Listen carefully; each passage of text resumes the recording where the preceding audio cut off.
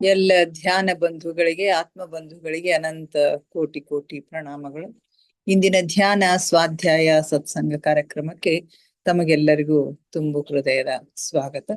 ಮೊಟ್ಟ ಮೊದಲಿಗೆ ನಮ್ಮೆಲ್ಲರ ಧ್ಯಾನ ಗುರುಗಳಾದ ಪರಮ ಪೂಜ್ಯರಾದ ಬ್ರಹ್ಮರ್ಷಿ ಪಿತಾಮಹ ಡಾಕ್ಟರ್ ಸುಭಾಷ್ ಪತ್ರಿಜಿಯವರ ಚರಣ ಕಮಲಗಳಿಗೆ ವಂದಿಸುತ್ತಾ, ಗುರುಮಾತಾ ಸ್ವರ್ಣಮಾಲಾ ಅಮ್ಮನವರ ಪಾದ ಕಮಲಗಳಿಗೆ ನಮಿಸುತ್ತಾ, ನಮ್ಮೆಲ್ಲರ ಚೈತನ್ಯ ಶಕ್ತಿಯಾಗಿರ್ತಕ್ಕಂಥ ಮಹೋತಾರ್ ಬಾಬಾ ಅವರನ್ನ ನನ್ನ ಹೃನ್ ಮಂದಿರದಲ್ಲಿ ಸ್ಮರಿಸುತ್ತಾ, ನನ್ನ ಗುರುಗಳಾದ ತಟ್ವಾಲಿ ಬಾಬಾ, ಬರ್ಫಾನಿ ಬಾಬಾ, ಮಹದಾನಂದ ಬಾಬಾಜಿಯವರನ್ನ ನನ್ನ ಹೃದಯ ಮಂದಿರದಲ್ಲಿ ಸ್ಮರಿಸುತ್ತಾ, ನಮ್ಮ ಮಾರ್ಗದರ್ಶಕ ಗುರುಗಳಾದ ಡಾಕ್ಟರ್ ಜೀವಂತರ ಕೇತಪ್ಪ ಸರ್ ಅವರಿಗೆ ವಂದಿಸುತ್ತಾ, ಅಯ್ಯಪ್ಪ ಪಿಂಡಿ ಸರ್ ಅವರಿಗೆ ವಂದಿಸುತ್ತಾ, ಎಲ್ಲ ಆಸ್ಟ್ರಲ್ ಮಾಸ್ಟರ್ಸ್ ಗಳಿಗೆ, ಪಿರಾಮಿಡ್ ಮಾಸ್ಟರ್ಸ್ ಗಳಿಗೆ ವಂದಿಸುತ್ತಾ, ಸೀತಾ ಮಾತೆ, ಯಶೋಧರಾ ಮಾತೆ, ವಸುಂಧರಾ ಮಾತೆಯರಿಗೆ ವಂದಿಸುತ್ತಾ, ಅವರೆಲ್ಲರ ಚೈತನ್ಯ ಶಕ್ತಿಯೊಂದಿಗೆ ನಮ್ಮ ಚೈತನ್ಯ ಶಕ್ತಿಯನ್ನ ಅನುಸಂಧಾನಗೊಳಿಸುತ್ತಾ ನಾವಿಂದಿನ ಸ್ವಾಧ್ಯಾಯವನ್ನ ಆರಂಭಿಸೋಣ. ಮಾಸ್ಟರ್ಸ್, ನಾವೀಗ ನಿಮಗೆಲ್ಲ ಗೊತ್ತಿರೋ ಹಾಗೆ ಆತ್ಮಾಯಣದ ಸ್ವಾಧ್ಯಾಯದಲ್ಲಿ ನಾವಿದ್ದೇವೆ.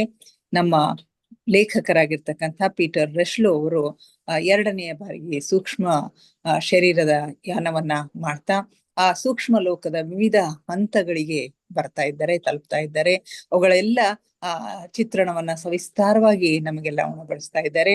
ಅವರು ಸೂಕ್ಷ್ಮ ಲೋಕದ 3ನೆಯ ಹಂತದಲ್ಲಿ ಇದ್ದಂತ ಸಂದರ್ಭದಲ್ಲಿ ಏನೆಲ್ಲವನ್ನ ಅಲ್ಲಿ ನೋಡಿದ್ರು, ಸಂಗೀತಗಾರರು, ಕಲಾಕಾರರು, ಅವರು ಎಷ್ಟೊಂದು ವ್ಯಾಪಕವಾಗಿ, ಎಷ್ಟೊಂದು ಸಂತೋಷದಿಂದ ತಮ್ಮ ತಮ್ಮ ಕೆಲಸಗಳನ್ನ ಮಾಡೋದ್ರಲ್ಲಿ ವ್ಯಸ್ತರಾಗಿರ್ತಾರೆ ಅಂತಕ್ಕಂಥ ಸಂಗತಿಗಳನ್ನೆಲ್ಲ ಅವರು ತಿಳಿಸಿದ್ದಾರೆ. ಅಷ್ಟೇ ಅಲ್ದೇನೆ ಅವರು ತಮ್ಮ ಗೆಳತಿಯಾಗಿರ್ತಕ್ಕಂಥ ಡೆಫ್ನಿಯನ್ನ ಜೀವಿತ ಕಾಲದಲ್ಲಿ ತಮ್ಮ ಗೆಳತಿ, ಅವಳನ್ನ ತುಂಬಾ ಇವರು ಪ್ರೀತಿಸ್ತಾ ಇರ್ತಾರೆ, ಮದುವೆ ಆಗ್ಬೇಕು ಅಂತನೂ ವಿಚಾರ ಮಾಡ್ತಾ ಇರ್ತಾರೆ. ಆದ್ರೆ ಆ ವಿಷಯವನ್ನ ಅವಳಿಗೆ ತಿಳಿಸೋದಿಲ್ಲ.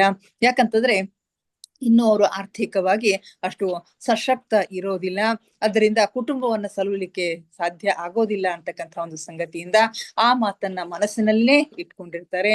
ಹಾಗೆ ಅವರು ಕೆಲಸದ ನಿಮಿತ್ತವಾಗಿ ಬೇರೆ ಕಡೆಗೆ ಹೋಗ್ಬಿಡ್ತಾರೆ. ಅವರಿಬ್ಬರ ಸಂಪರ್ಕ ಕಡಿದು ಬಿಡ್ತದ. ಆದ್ರೂ ಕೂಡ ಸುಮಾರು 2 ವರ್ಷಗಳವರೆಗೆ ಅವರಿಬ್ಬರ ನಡುವೆ ಪತ್ರ ವ್ಯವಹಾರ ಇರ್ತದ. ನಂತರ ಆ ಗೆಳತಿ ಡೆಫ್ನಿ ಅಂತಕ್ಕಂಥಕ್ಕೆ ಒಂದು ನ್ಯೂಮೋನಿಯಾಕ್ಕೆ ಬಲಿಯಾಗಿ ಮರಣವನ್ನ ಅಪ್ಪಿದ್ಲು ಅಂತಕ್ಕಂಥ ಒಂದು ಸಂಗತಿ ಅವರ ತಾಯಿಯಿಂದ ತಿಳಿದವರಿಗೆ ತುಂಬಾ ದುಃಖ ಆಗ್ತದ. ಅಂಥ ಗೆಳತಿಯನ್ನ ಎಷ್ಟೋ ದಿವಸಗಳ ಹಿಂದೆ ಕಳೆದುಕೊಂಡಿರ್ತಕ್ಕಂಥ ಆ ಗೆಳತಿಯನ್ನ ಇಲ್ಲಿ ಭೇಟಿ ಆಗ್ತಕ್ಕಂಥ ಒಂದು ಸಂದರ್ಭ ಅವರಿಗೆ ಬರ್ತದ. ಆಗ ಆ ಒಂದು ಕೋಣೆಯಲ್ಲಿ ಹೋದಾಗ ಅವಳ ಮುಖವನ್ನು ನೋಡಿದಾಗ ಅವಳನ್ನ ಗುರ್ತು ಹಿಡಿದು ಬಹಳಷ್ಟು ಸಂತೋಷದಿಂದ, ಡೆಫ್ನಿ, ನನ್ನ ಪ್ರಿಯ ಡೆಫ್ನಿ, ನೀನೇ ಇದ್ದೀಯಾ ಅಂತ ಹೇಳಿ ಅವಳನ್ನ ಪರಿಚಯ ಮಾಡ್ಕೊಳ್ತಾರೆ. ಅವರಿಬ್ರು ತುಂಬಾ ಸಂತೋಷವಾಗಿ ಮಾತನಾಡ್ತಾ ಇರ್ತಾರೆ. ಇನ್ನು ಮುಂದೆ ಸೂಕ್ಷ್ಮ ಯಾನದ ಪ್ರಯಾಣವನ್ನ ಮಾಡುವಾಗ ನೀನು ನನಗೆ ಸಹಾಯ ಮಾಡುತ್ತೀಯಾ ಅಂತಕ್ಕಂಥ ಒಂದು ಮಾತನ್ನ ಹೇಳ್ತಾ ಇರ್ತಾರೆ.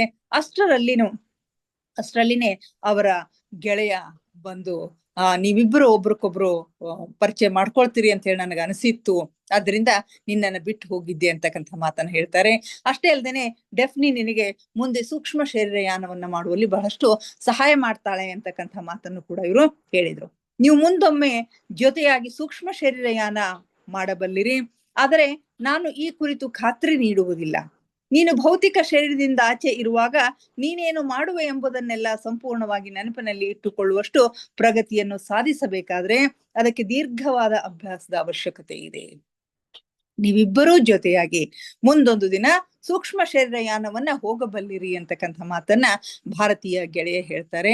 ಅಷ್ಟೇ ಅಲ್ಲದೇನೆ ನೀನು ಭೌತಿಕ ಶರೀರದಿಂದ ಆಚೆ ಇರುವಾಗ ಏನೇನೋ ನೋಡಿದೀಯಾ, ಏನೇನೋ ಮಾಡಿದೀಯಾ ಅಂತಕ್ಕಂಥದನ್ನ ನೀನು ಸಂಪೂರ್ಣವಾಗಿ ನೆನಪಿನಲ್ಲಿ ಇಟ್ಕೊಳ್ಬೇಕಾಗಿತ್ತು ಅಂತಂದ್ರೆ ಅದಕ್ಕೆ ದೀರ್ಘವಾಗಿರ್ತಕ್ಕಂತಹ ಅಭ್ಯಾಸದ ಅವಶ್ಯಕತೆ ಇದೆ. ಆದ್ರೆ ನೀನಿನ್ನೂ ಇದಕ್ಕೆ ಹೊಸಬನಿದ್ದೀಯಾ. ಇಂದು ನೀನು ಇಂದಿನ ರಾತ್ರಿಯ ಘಟನೆಗಳ ವರದಿ ಬರೆಯುವಾಗ ಯಾತ್ರೆಯ ವಿವರಗಳನ್ನು ನಿನ್ನ ಮೆದುಳಿನ ಕೋಶಗಳಲ್ಲಿ ಮರಳಿ ತರುವುದು ಎಷ್ಟೊಂದು ಮಹತ್ವಪೂರ್ಣವಾಗಿದೆ ಎಂಬುದನ್ನು ತಿಳಿದುಕೊಳ್ಳುವೆ. ಆ ಘಟನೆಗಳೆಲ್ಲ, ಅಲ್ಲಿ ನೋಡಿರ್ತಕ್ಕಂಥ ಸಂಗತಿಗಳೆಲ್ಲ ನೆನಪಿನಲ್ಲಿ ಉಳಿಯುವ ಹಾಗೆ, ಅವನ ಮಸ್ತಿಷ್ಕದಲ್ಲಿ ಅವುಗಳನ್ನ ಭದ್ರವಾಗಿ ಇಡುವ ಹಾಗೆ ಸಹಾಯ ಮಾಡ್ತಕ್ಕಂಥ ಕೆಲಸವನ್ನ ಅಲ್ಲಿ ಭಾರತೀಯ ಗೆಳೆಯ ಮಾಡ್ತಾ ಇರ್ತಾರೆ. ಅವರಿಗೆ ಸ್ವತಃ ಆ ಎಲ್ಲ ವಿಷಯಗಳು ನೆನಪಿನಲ್ಲಿ ಉಳಿಬೇಕಾಗಿತ್ತು ಅಂತಂದ್ರೆ ಇನ್ನೂ ಹೆಚ್ಚಿನ ಒಂದು ಅಭ್ಯಾಸದ ಅವಶ್ಯಕತೆ ಇದೆ. ಬಹಳಷ್ಟು ಸಾಧನೆಯನ್ನ ಮಾಡ್ತಕ್ಕಂಥ ಅವಶ್ಯಕತೆ ಇದೆ, ಧ್ಯಾನದ ಅವಶ್ಯಕತೆ ಇದೆ ಅಂತಕ್ಕಂಥ ಮಾತುಗಳನ್ನ ಇಲ್ಲಿ ಹೇಳ್ತಾರೆ. ಅತ್ಯಂತ ಅವಶ್ಯಕವಾದ ಚೇತನದ ನಿರಂತರತೆಯನ್ನು ಸಾಧಿಸುವ ಯೋಗ್ಯತೆಯನ್ನು ಹೊಂದಲು ಬಹುಶಃ ನಿನಗೆ ಭವಿಷ್ಯದಲ್ಲಿ ಇನ್ನೂ ಬಹಳ ಪ್ರಯತ್ನ ಮಾಡ್ಬೇಕಾಗ್ತದ. ಆ ಚೇತನದ ಒಂದು ನಿರಂತರತೆಯನ್ನ, ದೇಹವನ್ನ ಬಿಟ್ಟು ಸೂಕ್ಷ್ಮ ಶರೀರದಲ್ಲಿ ಯಾನವನ್ನ ಮಾಡ್ತಕ್ಕಂಥ ಒಂದು ಸಂದರ್ಭದಲ್ಲಿ ಆ ಬಾಡಿಯಲ್ಲಿ ಮತ್ತು ಈ ಸೂಕ್ಷ್ಮ ಶರೀರದ ನಡುವೆ ನಿರಂತರವಾಗಿರ್ತಕ್ಕಂಥ ಒಂದು ಚೇತನವನ್ನ ಮೇಂಟೈನ್ ಮಾಡ್ಬೇಕಾಗ್ತದ, ಆ ಶಕ್ತಿಯನ್ನ ಮೇಂಟೈನ್ ಮಾಡ್ಬೇಕಾಗ್ತದ. ಹಾಗೆ ಮಾಡ್ಬೇಕಾಗಿತ್ತು ಅಂತಂದ್ರೆ ನಿನಗೆ ಇನ್ನೂ ಹೆಚ್ಚಿನ ಒಂದು ಪರಿಶ್ರಮದ ಅವಶ್ಯಕತೆ ಇದೆ, ಬಹಳಷ್ಟು ಇನ್ನೂ ಪ್ರಯತ್ನವನ್ನ ಮಾಡ್ಬೇಕಾಗ್ತದ ಅಂತ ಹೇಳ್ತಾರೆ. ಭೌತಿಕ ಜಗತ್ತಿನಲ್ಲಿ ನೀನು ಬಯಸಿರುವುದನ್ನು ನೀನು ಸೂಕ್ಷ್ಮ ಲೋಕದಲ್ಲಿ ಪಡೆದುಕೊಂಡಿರುವೆ. ಕೇವಲ ಈ ಸತ್ಯವೊಂದೇ ನಿನ್ನನ್ನು ನಿನ್ನ ಸೀಮೆಗಳಿಂದ ಪಾರಾಗಲು ಪ್ರೋತ್ಸಾಹಿಸುತ್ತದೆ. ಭೌತಿಕ ಜಗತ್ತಿನಲ್ಲಿ ನೀನೇನೆಲ್ಲವನ್ನ ಬಯಸಿದ್ಯಲ್ಲ ಅವೆಲ್ಲವನ್ನು ನೀನು ಸೂಕ್ಷ್ಮ ಲೋಕದಲ್ಲಿ ಪಡೆದುಕೊಂಡಿದ್ದಿ. ಕೇವಲ ಈ ಸತ್ಯವೊಂದೇ ನಿನ್ನನ್ನ ಎಲ್ಲ ಸೀಮೆಗಳಿಂದ ಪಾರಾಗ್ಲಿಕ್ಕೆ ಪ್ರೋತ್ಸಾಹಿಸ್ತದ. ಕೆಲವು ವರ್ಷಗಳವರೆಗೆ ನೀನ್ ಇಲ್ಲಿ ಇರತೊಡಗಿದ ಮೇಲೆ ಡೆಫ್ನಿ ನಿನಗೆ ಬಹಳ ಸಹಾಯ ಮಾಡಬಲ್ಲಳು. ಕೆಲವು ವರ್ಷಗಳ ನಂತರ ಅಂತಂದ್ರೆ ನೀನು ಕೂಡ ದೇಹ ತ್ಯಾಗ ಮಾಡಿ ಈ ಸೂಕ್ಷ್ಮ ಲೋಕದ ಪರ್ಮನೆಂಟ್ ಆಗಿರ್ತಕ್ಕಂಥ ಸ್ಥಾಯಿ ನಿವಾಸಿ ಆದಂತ ಒಂದು ಸಂದರ್ಭದಲ್ಲಿ ಬಹುಶಃ ಡೆಫ್ನಿ ನಿನಗೆ ತುಂಬಾ ಸಹಾಯ ಮಾಡಬಲ್ಲಳು ಅಂತ ಹೇಳ್ತಾರೆ. ಯಾಕಂದ್ರೆ ವಿಚಾರದಲ್ಲಿ ಎಷ್ಟೊಂದು ಅಗಾಧ ಶಕ್ತಿ ಇದೆ ಅನ್ನೋದನ್ನ ಅವಳು ಬಲ್ಲಳು. ಇದು ಅಲ್ಲದೇನೆ ಸೂಕ್ಷ್ಮ ಲೋಕದಲ್ಲಿ ಏನ್ ಮಾಡಬೇಕು ಏನ್ ಮಾಡಬಾರದು ಅಂತಕ್ಕಂಥ ಸಂಗತಿ ಎಲ್ಲ ಅವಳಿಗೆ ಗೊತ್ತಿದೆ. ಒಂದು ವೇಳೆ ನೀನು ಶರೀರದಿಂದ ಬೇರ್ಪಡುವ ಅವಸ್ಥೆಯಲ್ಲಿ ಆಗುವ ಅನುಭವಗಳನ್ನು ನೀನು ನೆನಪಿಡುವ ಪ್ರಯತ್ನವನ್ನು ಮುಂದುವರಿಸಿದ್ದೆ ಆದರೆ ನಿನ್ನ ಭೌತಿಕ ಶರೀರದ ಸುಪ್ತಾವಸ್ಥೆಯಲ್ಲಿ ನಡೆಯುವಂತಹ ಬಹುಶಃ ನೀನು ಇನ್ನೊಂದು ಅಸ್ತಿತ್ವವನ್ನು ತಲುಪಬಲ್ಲೆ. ಬಹುಶಃ ಇಂಥ ಸೂಕ್ಷ್ಮ ಶರೀರ ಯಾನದಲ್ಲಿ ನೀನು ಎಲ್ಲಿ ಹೋಗಿ ಏನೇನ ಸೂಕ್ಷ್ಮ ಲೋಕದಲ್ಲಿ ಹೋಗಿ ಏನೇನೋ ನೋಡಿದ್ಯಾ, ಏನನ್ನ ನೀನು ಅನುಭವಿಸಿದ್ಯಾ ಅಂತಕ್ಕಂಥದ್ದನ್ನ ನೆನಪಿನಲ್ಲಿ ಇಟ್ಕೊಳ್ಬೇಕಾಗಿತ್ತು ಅಂತಂದ್ರೆ ಡೆಫ್ನಿ ನಿನಗೆ ಅದಕ್ಕೆ ಸಹಾಯ ಮಾಡ್ತಾಳೆ. ಆ ಭೌತಿಕ ಶರೀರದ ಸುಪ್ತಾವಸ್ಥೆಯಲ್ಲಿ ನಡೀತಕ್ಕಂಥ ಎಲ್ಲ ಸಂಗತಿಗಳನ್ನ ನೆನಪಿನಲ್ಲಿ ಉಳಿಯುವ ಹಾಗೆ ಮಾಡುವ ಒಂದು ಪ್ರಯತ್ನವನ್ನ ಅವಳು ಮಾಡ್ತಾಳೆ. ಅಂದ್ರೆ ಇನ್ನೊಂದು ಅಸ್ತಿತ್ವವನ್ನ ತಲುಪಬಲ್ಲೆ, ಅಂದ್ರೆ ಅದು ವಿಕಾಸದ ಇನ್ನೊಂದು ಹಂತ ಅಂತ ಹೇಳ್ತಾರೆ, ಅದನ್ನ ತಲುಪಬಲ್ಲೆ ಅಂತಕ್ಕಂಥ ಮಾತುಗಳನ್ನ ಹೇಳ್ತಾರೆ. ಡೆಫ್ನಿ ಈಗ ನನ್ನ ಮಿತ್ರನೆಡೆಗೆ ತಿರುಗಿ ತನ್ನ ಸಂಭಾಷಣೆಯನ್ನು ಮುಂದುವರಿಸ್ತಳು. ಡೆಫ್ನಿ ಈಗ ಪೀಟರ್ ರೆಶ್ಲು ಅವರ ಮಿತ್ರ ಅಂತಂದ್ರೆ ಭಾರತೀಯ ಗೆಳೆಯ ಏನಿರ್ತಾರಲ್ಲ ಅವ್ರ ಕಡೆ ತಿರುಗಿ ಮಾತನಾಡ್ಲಿಕ್ಕೆ ಶುರು ಮಾಡ್ತಾಳೆ. ಆಚಾರ್ಯರೇ, ತಾವು ಈಗ ತಾನೇ ಹೇಳಿದಂತೆ ನಾನು ಈಗ ಹೆನ್ರಿಗೆ ಸಹಾಯ ಮಾಡಬಲ್ಲೆ, ಆದ್ರೆ ಮೊದಲೇಕೆ ಇದು ಸಾಧ್ಯವಾಗ್ಲಿಲ್ಲ. ಇಲ್ಲಿ ಪೀಟರ್ ರೆಶ್ಲು ಅವರನ್ನ ಅವಳು ಹೆನ್ರಿ ಅಂತ ಹೇಳಿ ಕರೀತಾ ಇದ್ದಾಳೆ. ಆಚಾರ್ಯರೇ ಅಂತ ಹೇಳಿ ಇವ್ರಿಗೆ ಸಂಬೋಧನೆಯನ್ನ ಮಾಡ್ತಾ ಇದ್ದಾಳೆ. ಇದುವರೆಗೆ ಅವ್ರ ಹೆಸರು ಏನು ಅನ್ನೋದು ಇವ್ರಿಗೆ ಗೊತ್ತಿರೋದಿಲ್ಲ. ಆಚಾರ್ಯರೇ, ತಾವು ಈಗ ತಾನೇ ಹೇಳಿದ ಹಾಗೆ ನಾನು ಈಗ ಹೆನ್ರಿಗೆ ಸಹಾಯ ಮಾಡಬಲ್ಲೆ ಅಂತ ಹೇಳಿದಿರಿ, ಆದ್ರೆ ಮೊದಲು ಯಾಕೆ ನನಗಿದು ಸಾಧ್ಯ ಆಗಿಲ್ಲ? ನಾನಿಲ್ಲಿ ಬಂದ ಮೇಲೆ ಅದೆಷ್ಟೋ ಪ್ರಯತ್ನಿಸಿದರೂ ಕೂಡ ನಾನು ಅವನೊಂದಿಗೆ ಸಂಪರ್ಕವನ್ನು ಸಾಧಿಸುವುದು ಯಾಕೆ ಸಾಧ್ಯ ಆಗ್ಲಿಲ್ಲ ಅಂತಕ್ಕಂಥ ಮಾತನ್ನ ಕೇಳ್ತಾಳೆ. ನಾನು ಈ ಲೋಕದ ಮೊದಲ ವಲಯದಲ್ಲಿ ಇರುವಾಗಲೂ ಇವನ ಮೇಲೆ ಪ್ರಭಾವ ಬೀರುವುದು ಏಕೆ ಸಾಧ್ಯವಾಗಲಿಲ್ಲ? ಈಗಂತೂ 3ನೇ ಲೋಕಕ್ಕೆ ಬಂದಿದ್ದೇವೆ. ಮೊದಲ ಲೋಕದಲ್ಲಿ ಇದ್ದಾಗಲೂ ಕೂಡ ಪೀಟರ್ ರೆಶ್ಲು ಮೇಲೆ ಅಥವಾ ಹೆನ್ರಿ ಅಂತ ಹೇಳಿ ಏನ್ ಕರೀತಾ ಇದ್ದಾಳಲ್ಲ ಅವರ ಮೇಲೆ ಪ್ರಭಾವ ಬೀರ್ಲಿಕ್ಕೆ ನನಗೆ ಯಾಕೆ ಸಾಧ್ಯ ಆಗ್ಲಿಲ್ಲ ಅಂತ ಹೇಳಿ ಕೇಳ್ತಾನೆ. ಆಗ ನನ್ನ ಮಿತ್ರನು ಉತ್ತರ ಕೊಡುವ ಮೊದಲೇ ನಾನು ನಡುವೆ ಬಾಯಿ ಹಾಕಿ ಕೇಳಿದೆ, ನೀವಿಬ್ಬರು ಪರಸ್ಪರ ಮೊದಲೇ ಚಿರಪರಿಚಿತರೇ ಅಂತ ಹೇಳಿ. ಭಾರತೀಯ ಮಿತ್ರ ಉತ್ತರ ಕೊಡೋಕ್ಕಿಂತ ಮೊದಲು ಇವರು ನಡುವೆ ಬಾಯಿ ಹಾಕಿ ಕೇಳ್ತಾರೆ, ನಿಮಗಿಬ್ಬರಿಗೂ ಪರಸ್ಪರ ಮೊದಲೇ ಪರಿಚಯದನ? ನೀನು ನನ್ನ ಮಿತ್ರನನ್ನ ಆಚಾರ್ಯ ಅಂತ ಹೇಳಿ ಸಂಬೋಧಿಸಿದೆ. ನಾನು ಇತ್ತೀಚೆಗೆ ಅವನನ್ನು ಎಷ್ಟೋ ಸಲ ಭೇಟಿಯಾಗಿದ್ದೇನೆ, ಆದ್ರೆ ಅವನು ಒಮ್ಮೆಯೂ ತನ್ನ ಹೆಸರನ್ನ ಹೇಳಿಲ್ಲ. ಅದರಿಂದ ನಿನ್ನ ಹೆಸರು ಆಚಾರ್ಯ ಅಂತ ಹೇಳದ ಏನು ಅಂತಕ್ಕಂಥ ಒಂದು ಮಾತನ್ನ ಪೀಟರ್ ರೆಶ್ಲು ಅವರು ಕೇಳ್ತಾರೆ. ಆಗ ಭಾರತೀಯ ಗೆಳೆಯ ಹೌದು ಮತ್ತು ಇಲ್ಲ ಎರಡು ಹೇಳ್ತಾನೆ ಎಂದು ನನ್ನ ಭಾರತೀಯ ಮಿತ್ರ ಹೇಳ್ತಾನೆ. ಇದು ನನ್ನ ಹೆಸರಿನ ಒಂದು ಅಂಶವಾಗಿದೆ. ಆಚಾರ್ಯ ಅಂತಕ್ಕಂಥದ್ದು ನನ್ನ ಹೆಸರಿನ ಒಂದು ಅಂಶವಾಗಿದೆ. ಈ ಜಗತ್ತಿನಲ್ಲಿ ನನ್ನೊಂದಿಗೆ ಸಂಪರ್ಕ ಹೊಂದುವವರು ಸಾಮಾನ್ಯವಾಗಿ ನನ್ನನ್ನ ಇದೇ ಹೆಸರಿನಿಂದನೇ ಕರೀತಾರೆ. ನಮ್ಮ ಕೆಲಸಕ್ಕೆ ಇಷ್ಟು ಸಾಕು. ನನ್ನ ಹೆಸರು ಏನದ ಅಂತಕ್ಕಂಥದ್ದು ಮುಖ್ಯ ಅಲ್ಲ ಇಲ್ಲಿ. ನನ್ನ ಸಂಪರ್ಕ ಈ ಜಗತ್ತಿನಲ್ಲಿ ನನ್ನೊಂದಿಗೆ ಸಂಪರ್ಕ ಹೊಂದತಕ್ಕಂಥ ಪ್ರತಿಯೊಬ್ಬರು ನನಗೆ ಇದೇ ಹೆಸರಿನಿಂದ ಕರೀತಾರೆ. ನೀನು ಕೂಡ ನನ್ನನ್ನ ಇದೇ ಹೆಸರಿನಿಂದ ಕರೆಯಬಹುದು ಅಂತ ಹೇಳ್ತಾರೆ. ಭೌತಿಕ ಜಗತ್ತಿನಲ್ಲಿ ಕರೆಯಲ್ಪಡುವ ಹೆಸರುಗಳು ಅಷ್ಟೇನು ಮಹತ್ವದ್ದಾಗಿಲ್ಲ. ನಮ್ಮ ಭೌತಿಕ ಜಗತ್ತಿನಲ್ಲಿ ಇರ್ತಕ್ಕಂಥ ಹೆಸರುಗಳೇನವಲ್ಲ, ಅದೇ ಹೆಸರಿನಿಂದ ನಾವು ಮೇಲೆ ಕರೆಸ್ಕೊಳ್ಬೇಕು ಅಂತಕ್ಕಂಥ ಅವಶ್ಯಕತೆ ಇಲ್ಲ, ಅಷ್ಟೊಂದು ಮಹತ್ವ ಇಲ್ಲ ಎಂಬುದನ್ನು ನೀನು ಬಹುಬೇಗನೆ ತಿಳಿದುಕೊಳ್ತೀಯಾ ಅಂತ ಹೇಳ್ತಾರೆ. ಡೆಫ್ನಿ, ನಿನಗೆ ಹೆನ್ರಿಯೊಂದಿಗೆ ಸಂಪರ್ಕ ಸಾಧಿಸುವುದು ಸಾಧ್ಯವಾಗಲಿಲ್ಲ ಅಂತ ಹೇಳಿದೆಲ್ಲ, ಆದ್ರೆ ಹೆನ್ರಿ ನಿನಗೆ ಹಾಗಾಯ್ತೆ ಅಂತ ಕೇಳ್ತಾನೆ. ನಿನಗೂ ಹಾಗೆ ಆಯ್ತೇನು? ಅವಳಿಗೆ ಸಂಪರ್ಕ ಸಾಧಿಸ್ಲಿಕ್ಕೆ ಸಾಧ್ಯ ಆಗ್ಲಿಲ್ಲ.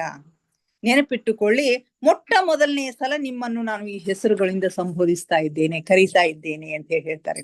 ಯಾಕಂದ್ರೆ ಆಧ್ಯಾತ್ಮಿಕ ಅರ್ಥದಲ್ಲಿ ಹೆನ್ರಿ ಇನ್ನೂ ಜಾಗೃತನಾಗಿರ್ಲಿಲ್ಲ. ಮೊಟ್ಟ ಮೊದಲ ಬಾರಿಗೆ ನಿಮ್ಮಿಬ್ಬರನ್ನು ಈ ಹೆಸರಿನಲ್ಲಿ ನಾನು ಸಂಬೋಧನೆ ಮಾಡ್ತಾ ಇದ್ದೀನಿ.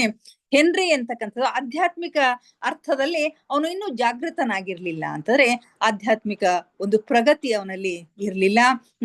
ಮರಣ ಹೊಂದಿದ ನಂತರ ಏನೆಲ್ಲ ಜರುಗ್ತದ ಅಂತಕ್ಕಂಥದ್ರ ಬಗ್ಗೆ ಜ್ಞಾನ ಅವನಿಗೆ ಇರ್ಲಿಲ್ಲ. ಹೀಗಾಗಿ ಅವನಿಗೆ ಸಾಮಾನ್ಯವಾಗಿ ನೀನು ಸಹಾಯ ಮಾಡ್ಲಿಕ್ಕೆ ಹೋದ್ರೆ, ನೀನು ಏನಾದ್ರೂ ಮಾತನಾಡ್ಸಿದ್ರೆ ಅವನಿಗೆ ಗೊತ್ತಾಗಿಲ್ಲ. ಅಂದ್ರೆ ಆ ಒಂದು ಜಾಗೃತಿ ಇಲ್ಲದೆ ಇದ್ದಂತ ಸಂದರ್ಭದಲ್ಲಿ ಅವನು ಮಲಗಿದಾಗ, ಸೂಕ್ಷ್ಮ ಶರೀರದಿಂದ ಹೊರಗೆ ಬಂದಾಗ ಏನಾಯ್ತು ಅಂತಕ್ಕಂಥದ್ದನ್ನ ಅವನಿಗೆ ನೆನಪಿನಲ್ಲಿ ಇಟ್ಕೊಳ್ಳಿಕ್ಕೆ ಸಾಧ್ಯ ಆಗೋದಿಲ್ಲ. ಬಹಳ ಅಂತಂದ್ರೆ ಒಂದೆರಡು ಸಾರಿ ಅವನಿಗೆ ಕನಸು ಬಿದ್ದಿರಬಹುದು. ಆ ಕನಸುಗಳು ಕೂಡ ಅವನಿಗೆ ನೆನಪಿಲ್ಲ. ಅವು ಕೂಡ ಅರ್ಧಂಬರ್ಧ ಮಸುಕಾಗಿ ಅದಾವು. ಹೀಗಾಗಿ ಏಕೆಂದ್ರೆ ಮತ್ತೊಮ್ಮೆ ಅವನು ಶರೀರದಿಂದ ಹೊರ ಬಂದಾಗ ಏನು ಮಾಡಬೇಕೆಂಬ ಕುರಿತು ಅವನ ಎದುರು ಸ್ಪಷ್ಟ ಯೋಚನೆಗಳು ಇರೋದಿಲ್ಲ. ಹೀಗಾಗಿ ಅವನಿಗೆ ಇದ್ಯಾವುದೋ ಅನುಭವಕ್ಕೆ ಬಂದಿಲ್ಲ.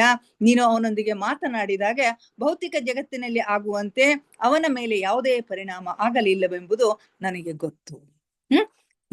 ನೀನು ಅವನ ಜೊತೆಗೆ ಮಾತನಾಡಿದಾಗ, ಅವನನ್ನ ಸಂಪರ್ಕಿಸಬೇಕು ಅಂತ ಹೇಳಿ ನೀನೆಲ್ಲ ಪ್ರಯತ್ನ ಮಾಡಿದಾಗ ಅವನಿಗೆ ಆ ಪ್ರಜ್ಞೆನೇ ಇಲ್ಲ, ಆ ಒಂದು ಶಕ್ತಿನೇ ಇಲ್ಲ, ಅದನ್ನ ಅರ್ಥ ಮಾಡ್ಕೊಳ್ತಕ್ಕಂಥ ಒಂದು ಶಕ್ತಿನೇ ಇಲ್ಲ. ಯಾಕಂದ್ರೆ ಆಧ್ಯಾತ್ಮಿಕ ವಲಯಕ್ಕೆ ಅವನಿನ್ನೂ ಪರಿಚಿತನಾಗಿರ್ಲಿಲ್ಲ ಆ ಒಂದು ಸಂದರ್ಭದಲ್ಲಿ ಅಂತ ಹೇಳಿ ಹೇಳ್ತಾರೆ. ಹೀಗಾಗಿ ಸಾಮಾನ್ಯವಾಗಿ ಇವೇನೋ ಅವನಿಗೆ ಗೊತ್ತಾಗೋದಿಲ್ಲ, ಅರ್ಥ ಆಗ್ಲಿಲ್ಲ ಅಂತಕ್ಕಂಥ ಮಾತನ್ನ ಹೇಳ್ತಾರೆ.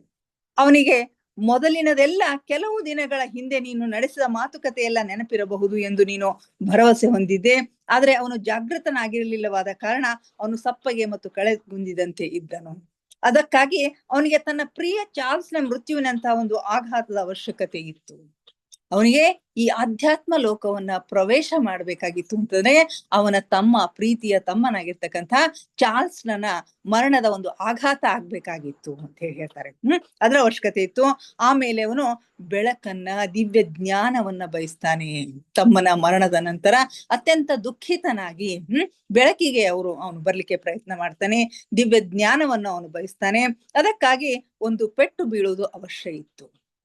ಯಾವುದೇ ಒಂದು ಜ್ಞಾನ ಸುಲಭವಾಗಿ ಸಿಗೋದಿಲ್ಲ. ಅದರಲ್ಲಿನೋ ಆಧ್ಯಾತ್ಮಿಕ ಜ್ಞಾನ ನಮಗೆ ಸಿಗ್ಬೇಕಾಗಿತ್ತು ಅಂತಂದ್ರೆ ಅಂತ ಯಾವ್ದಾದ್ರೂ ಒಂದು ಪೆಟ್ಟು, ಯಾವ್ದಾದ್ರೂ ಒಂದು ಘಟನೆ ನಮ್ಮ ಬದುಕಿನಲ್ಲಿ ಆಗಬೇಕಾಗಿರ್ತದ ಅಂತ ಹೇಳ್ತಾರೆ. ಹಾಗೆಯೇ ಪೀಟರ್ ರೆಶ್ಲು ಅವರ ಬದುಕಿನಲ್ಲಿಯೂ ಕೂಡ ತಮ್ಮನ ಒಂದು ಮರಣ ಅವನನ್ನ ಈ ಲೋಕಕ್ಕೆ, ಈ ಒಂದು ವಿಕಾಸ ಪ್ರಕ್ರಿಯೆಗೆ, ಇದನ್ನ ತಿಳಿದುಕೊಳ್ಳುವ ಒಂದು ಕೆಲಸಕ್ಕೆ ಅವನಿಗೆ ಅನುವು ಮಾಡಿಕೊಡ್ತು ಅಂತ ಹೇಳ್ತಾರೆ. ಏಕೆಂದ್ರೆ ಇಂಥ ಪೆಟ್ಟಿನಿಂದಲೇ ಏನಾದರೂ ಹೊಸತನ್ನ ಕಲೀಲಿಕ್ಕೆ ಸಾಧ್ಯ ಆಗ್ತದ. ಇಂಥ ಆಘಾತಗಳಿಂದಾಗಿ, ಇಂಥ ಪೆಟ್ಟಿನಿಂದಾಗಿ ಏನನ್ನಾದ್ರೂ ಹೊಸತನ್ನ ಕಲೀಲಿಕ್ಕೆ ಸಾಧ್ಯ ಆಗ್ತದ, ಹೊಸದನ್ನ ಕಲಿಯುವ ಬಯಕೆ ಉತ್ಪನ್ನವಾಗ್ತದ ಅಂತ ಹೇಳ್ತಾರೆ. ಮನುಷ್ಯನಿಗೆ ಪಡೆಯುವ ಇಚ್ಛೆ ಇದ್ದರೆ ಏನು ಬೇಕಾದ್ರೂ ಪಡೆಯಬಲ್ಲ. ಪಡಿಬೇಕು, ಯಾವುದೇ ಒಂದು ವಸ್ತುವನ್ನ ಪಡೆಯಬೇಕು ಅಂತಕ್ಕಂಥ ಬಲವಾದ ಇಚ್ಛೆ ಇತ್ತು ಅಂತಂದ್ರೆ ಏನು ಬೇಕಾದ್ರೂ ಅದನ್ನ ಅವನು ಪಡೆಯಬಲ್ಲ. ಬಾಗಿಲನ್ನು ತಟ್ಟು, ಬಾಗಿಲು ತೆರೆದುಕೊಳ್ಳುತ್ತದೆ, ಹಾಗೂ ಬೇಡು, ಅದು ನಿನಗೆ ದೊರೆಯುತ್ತದೆ ಎಂದು ಪರಮ ಗುರು ಯೇಸು ಕ್ರಿಸ್ತನು ಹೇಳಿರುವುದು ಪರಮ ಸತ್ಯವಾಯಿತು. ಯೇಸು ಕ್ರಿಸ್ತರು ಹೇಳಿರ್ತಕ್ಕಂಥ ಒಂದು ಮಾತು ಪರಮ ಸತ್ಯವಾಗಿದೆ. ಏನು ಅಂತಂದ್ರೆ, ನೀನು ಬಾಗಿಲನ್ನ ತಟ್ಟು, ಬಾಗಿಲು ತೆರೆದುಕೊಳ್ತದೆ. ನೀನು ಬಾಗಿಲನ್ನೇ ತಟ್ಟಲಿಲ್ಲ ಅಂತಂದ್ರೆ ಆ ಬಾಗಿಲು ಹೇಗೆ ತೆರೆಯಬೇಕು? ನಿನ್ನ ಸೂಕ್ಷ್ಮ ಲೋಕದ ಬಾಗಿಲನ್ನ, ನಿಮ್ಮ ಆಂತರಿಕ ಲೋಕದ ಬಾಗಿಲನ್ನ ನೀವು ತಟ್ಟಿದಾಗ ಮಾತ್ರ, ನೀವು ಪ್ರಯತ್ನ ಮಾಡಿದಾಗ ಮಾತ್ರ ಅದು ತೆರೆದುಕೊಳ್ತದ. ಅಲ್ಲಿರ್ತಕ್ಕಂಥ ಭವ್ಯ ಅನುಭವಗಳು ನಿಮ್ಗೆ ಆಗ್ತವೆ ಅಂತಕ್ಕಂಥ ಮಾತಲ್ಲಿ ಹೇಳ್ತಾರೆ. ಬೇಡು, ಅದು ನಿನಗೆ ಸಿಗುತ್ತೆ. ಯಾವ ವಸ್ತು ಬೇಕು ಅನ್ನೋದನ್ನ ನೀನು ಬಯಕೆ ವ್ಯಕ್ತಪಡಿಸುವಾಗ ನಿನಗೆ ಸಿಗ್ತದ ಅಂತಕ್ಕಂಥ ಒಂದು ಮಾತು ಇಲ್ಲಿ ಸತ್ಯ ಆಯ್ತು. ಈಗ ನಡೀರಿ, ಇನ್ನೂ ಬಹಳಷ್ಟು ತೋರಿಸಬೇಕಾಗಿದೆ. ಡೆಫ್ನಿ, ನೀನು ನಮ್ಮೊಡನೆ ಬರುವೆಯಾ? ಇಷ್ಟಕ್ಕೆ ಈಗ ಸಾಕು, ನಾವು ಮುಂದೆ ಹೋಗೋಣ, ಇನ್ನೂ ನಿಮಗೆ ಬಹಳಷ್ಟು ತೋರಿಸೋದಿದೆ ಅಂತ ಹೇಳಿ ಡೆಫ್ನಿ, ನೀನು ನನ್ನ ಜೊತೆಗೆ ಬರ್ತೀಯಾ ಅಂತ ಕೇಳಿದಾಗ ಅವಶ್ಯವಾಗಿ ಅಂತ ಹೇಳಿ ಡೆಫ್ನಿ ಹೇಳ್ತಾಳೆ. ನನ್ನ ಸೀಮಿತ ಜ್ಞಾನದ ಕಾರಣದಿಂದ ಇಲ್ಲಿಯವರೆಗೆ ನನಗೆ ತಲುಪಲು ಸಾಧ್ಯವಾಗದಂತಹ ಆ ಸ್ಥಳಗಳವರೆಗೆ ನಿಮ್ಮ ಸಹಾಯ ಮತ್ತು ಜ್ಞಾನದ ಬಲದಿಂದ ತಲುಪಬಲ್ಲೆನೆಂದು ನಾನು ಬಲ್ಲೆ. ಡೆಫ್ನಿ ಅವಶ್ಯವಾಗಿ ನಾನು ಬರ್ತೀನಿ ಅಂತ ಹೇಳಿ, ಜೊತೆಗೆ ನನ್ನ ಸೀಮಿತ ಜ್ಞಾನದ ಕಾರಣದಿಂದ ಇಲ್ಲಿವರೆಗೆ ನಾನು ಎಲ್ಲಿ ತಲುಪಲಿಕ್ಕೆ ಸಾಧ್ಯ ಆಗಿಲ್ವೋ ಅಲ್ಲಿಯೂ ಕೂಡ ನಿಮ್ಮ ಸಹಾಯದಿಂದ ಅಲ್ಲಿ ಹೋಗ್ಲಿಕ್ಕೆ ಸಾಧ್ಯ ಆಗ್ತದ ಅಂತಕ್ಕಂಥದ್ದನ್ನು ನಾನು ಬಲ್ಲೆ ಅಂತ ಹೇಳಿ ಅವಳು ಅವರ ಜೊತೆಗೆ ಹೊರಡ್ತಾಳೆ. ಎಲ್ಲಕ್ಕಿಂತ ಮೊದಲು ನಿನ್ನ ಗಡಿಯಾರದತ್ತ ನೋಡಿಕೋ. ಆಗ ಭಾರತೀಯ ಗೆಳೆಯ ಪೀಟರ್ ರೆಶ್ಲು ಅವ್ರಿಗೆ ಹೇಳ್ತಾರೆ, ಮೊಟ್ಟ ಮೊದಲು ನಿನ್ನ ಗಡಿಯಾರದತ್ತ ನೋಡ್ಕೋ ಅಂತ ಹೇಳಿ ಹೇಳ್ತಾನೆ. ಮತ್ತು ಶರೀರದಿಂದ ಹೊರಬಂದು ಎಷ್ಟು ಗಂಟೆಗಳಾದವು ಅನ್ನೋದನ್ನ ತಿಳ್ಕೋಬೇಕಲ್ಲ. ಶರೀರದಿಂದ ಹೊರಬಂದು ಎಷ್ಟು ಗಂಟೆ ಆಯ್ತು, ಇನ್ನು ಎಷ್ಟು ಸಮಯ ನಮಗೆ ಉಳಿದಿದೆ ಮರಳಿ ಹೋಗ್ಲಿಕ್ಕೆ ಅನ್ನೋದು ಗೊತ್ತಾಗ್ಬೇಕು ಅಂತಂದಾಗ ಅವರು ಗಡಿಯಾರವನ್ನ ನೋಡ್ಕೊಳ್ತಾನೆ. ಗಡಿಯಾರದಲ್ಲಿ ಎಲ್ಲ ಮಸುಕಾಗಿ ಕಾಣಿಸ್ತದಂತ.